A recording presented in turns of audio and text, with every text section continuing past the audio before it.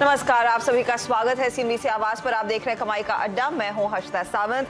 आखिरी कारोबारी सत्र इस हफ्ते का, और इस पूरे हफ्ते अगर आप ध्यान दें, एक बहुत ही सीमित दायरे में ट्रेड देखने को मिला है। अगला हफ्ता अहम रहेगा, एक्सपायरी वाला है, तो आपकी क्या रणनीति होनी चाहिए, किन स्टॉक्स पर आपने फोकस करना है, इसी पर डिटेल में बातचीत होगी। मेरे साथ दिल्ली से वीरू जुड़ेंगे और ऑफकोर्स कई सारे जानकार आपको बताएंगे कि किन सौदों में तेजी करनी है, कहां पर मंदी का ट्रेड निपटा कर चलना है। तो ये फिलहाल आज का एजेंडा रहेगा। कई सारे जानकारों से रूबरू होंगे, लेकिन इंडेक्स आपकी स्क्रीन पर है। 17,100 के आसपास इस समय निफ्टी ट्रेड करता हुआ। आज दरअसल ये हुआ है कि कल का जो लो था 17,091, उसके नीचे भी हम फिसले। उस पर डिटेल में कवरेज होगी, बातचीत करेंगे, लेकिन निफ्टी बैंक और बाकी मार्केट की हाल भी आपके स्क्रीन पर फटाफट से लेकर आते हैं। निफ्टी बैंक देखिए करीब करीब 250 अंकों की गिरावट पर ट्रेड करता हुआ दिखाई दे रहा है। मिड कैप में भी 77 अंकों तक का नुकसान देखने को मिला है। वेरी क्विकली एक बार हीट मैप नजर में आपके लेकर आते हैं, जो मार्केट का ओवरऑल ट्रेंड आपको दिखाएगा। आज दरअसल जो बिकवाली आई है वो दिग्गजों में ही सबसे ज्यादा आती हुई दिखाई दी है। हीट मैप लेकर आते हैं तो देखिए दो लाइनें ही हैं जहां पर तेजी, और उसमें बहुत चुनिंदा काउंटर्स है जहां पर खरीदारी हो रही है। बाकी पूरे बाजार में लालम लाल तस्वीर, बिकवाली का भार खास तौर से काफी ज्यादा बनता हुआ दिखाई दिया है। तो ये इनफैक्ट मार्केट का ओवरऑल पोजीशनिंग है। निफ्टी के साथ साथ निफ्टी बैंक में हम देख रहे हैं प्रेशर बनता हुआ दिखाई दिया। ट्रेंडिंग स्टॉक्स आपको दिखाएंगे, लेकिन इस समय जो मार्केट की तस्वीर है वो क्या इंडिकेट कर रही है, खासतौर से यहां से आगे अगले हफ्ते के लिए क्या इशारा है, उस पर पहले फोकस कर लेते हैं, क्योंकि लोग यही सोचने में लगे हैं कि निफ्टी का ट्रेड आगे कैरी करना है या नहीं। अब तक का सेटअप कैसा है ये समझना जरूरी है।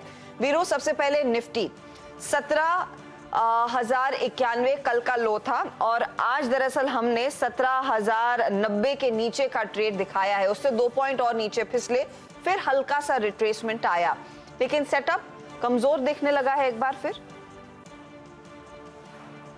देखिए, आज तक कमजोर है, लेकिन आई थिंक अनट्रेडेबल है।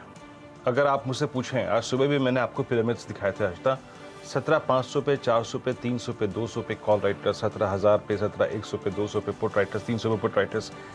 इट्स अनट्रेडेबल आज तक। आई मीन फ्रैंकली स्पीकिंग, दिक्कत क्या है, अगर आप निफ्टी के चार्ट्स को देखें बहुत बारीकी से, निफ्टी अभी जो इंटरडे लो लगाया ना हजता, वो था 50 day exponential moving average. During the day आपने ट्रेड किया 100 EMA के आसपास।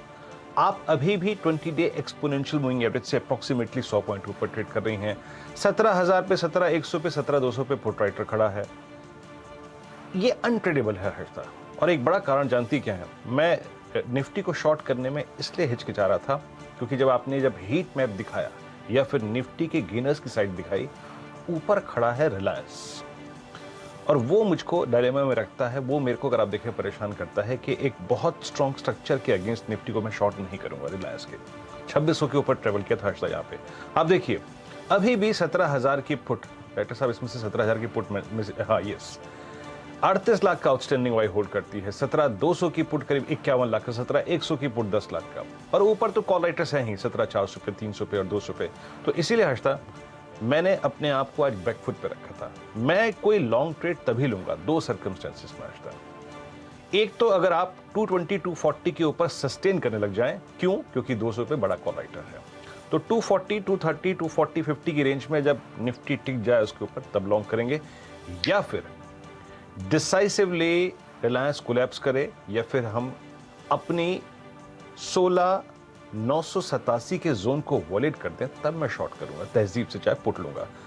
मैं हर्षदा एवरेजेस के ऊपर, की एवरेजेस के ऊपर, around expiry, closer to expiry 17,000 की पुट के आउटस्टैंडिंग वाई को होल्ड कर देखते हुए शॉर्ट कॉल नहीं लूंगा, ना लॉन्ग कॉल लूंगा। ये 200 पॉइंट का दायरा हर्षदा देखने में आसान है, लेकिन ट्रेड करने में यकीन मानिए बहुत मुश्किल है। Harshada, I completely agree Veeru, क्योंकि